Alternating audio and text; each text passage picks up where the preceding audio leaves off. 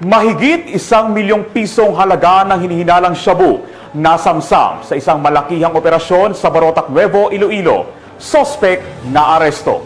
Patrolwoman Lynette Sablon, ibalita mo.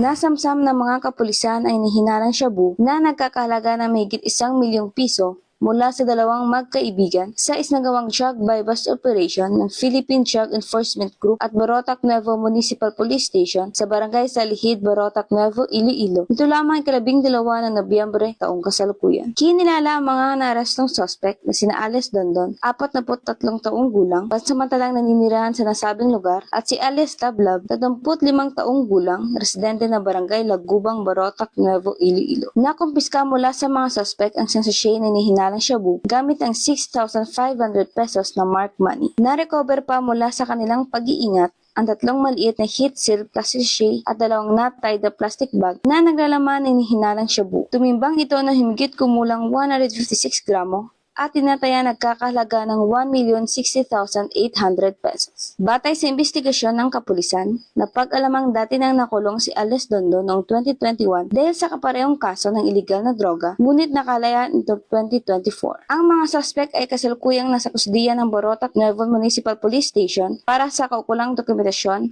at sasampahan ng kasong paglabag sa Republic Act 9165, ang Comprehensive Dangerous Drugs Act of 2002. Muling tiniyak ng PNP sa publiko ang kanilang walang humpay ng kampanya kontra iligal na droga at ang patuloy na pagtupad sa kanilang tungkuling maglingkod at magprotekta sa sambayanan. Bagong PNP para sa bagong Pilipinas, serbisyong mabilis, tapat at nararamdaman. Mula rito sa Western Visayas, ako inyong PNN correspondent, Patrolwoman Lynette Sablon, alagad ng batas, tagataguyod ng Balitang Pulis.